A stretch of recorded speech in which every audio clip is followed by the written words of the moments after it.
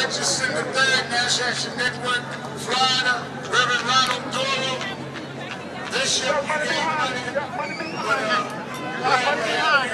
many of us are here. Everybody came to speak, because this is a rally, not a revival. We're not going to be here all night. We got work to do. We want everybody leaving here, get those petitions signed. We over 1 million signatures.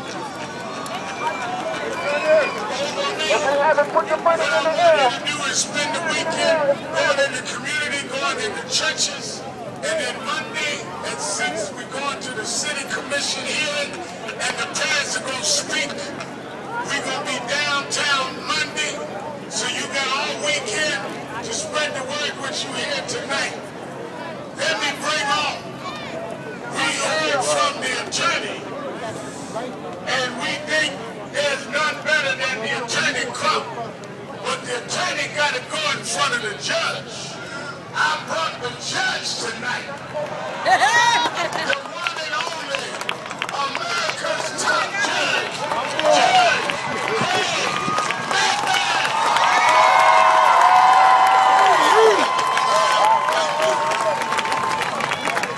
We want to once again give our love to Sister Sabrina and Brother Tracy. Give them another hand. And we also want to thank God for Reverend Sharpton and his courage. It takes a lot of courage to be here with us tonight when you've lost your mother. But we know your mother would want you on the front lines. I'm here to represent the National Board of the NAACP.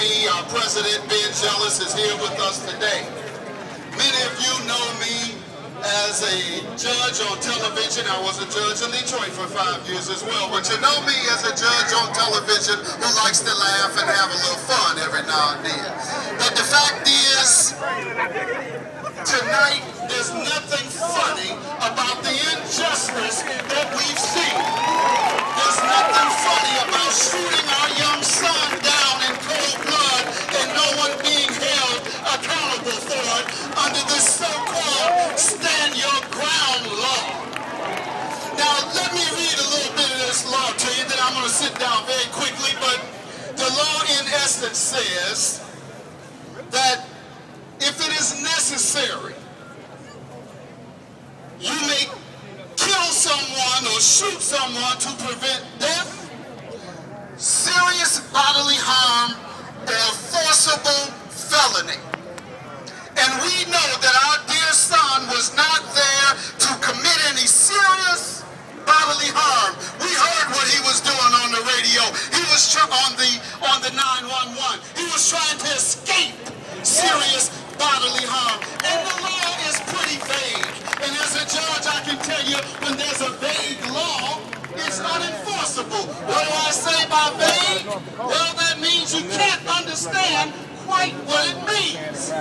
Because, for example, if they're following you around in the clothing store,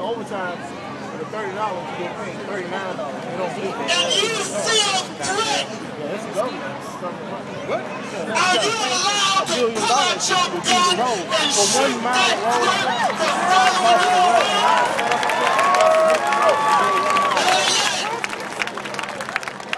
If you are in your car and you have one of these crazy drivers duck in front of you, nearly run you into a tree, and you get angry and you curse them through the window, and they jump out of their car to curse you, are you allowed?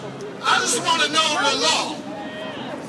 Are you allowed to pull out your gun and shoot them dead because of an auto argument?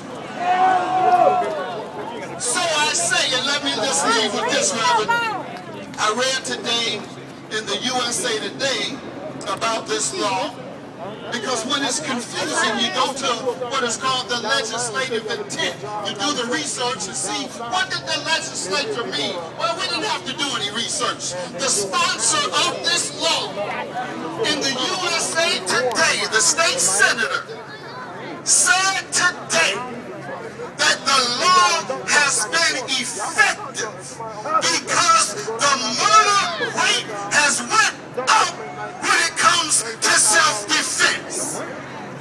He said the law is effective because the murder rate went up. Read it for yourselves. Don't take my word. So as I leave, I want us to know, and Sister Sabrina and Brother Tracy, I want you all to know that Trayvon did not die in vain. I know it may not have been your wish, but God uses us as He wants to. And in this case, I truly believe that God used this to wake up our black youth and to fight back. Who wants our black youth to fight back against racial profiling? He wants our black youth to fight back against injustice. He wants you to fight back by going to the polls this November and voting for policies that will make sure that we continue to achieve justice. God bless you, and God thank you, and God bless Tracy, and God bless our dear sister Sabrina. Thank you.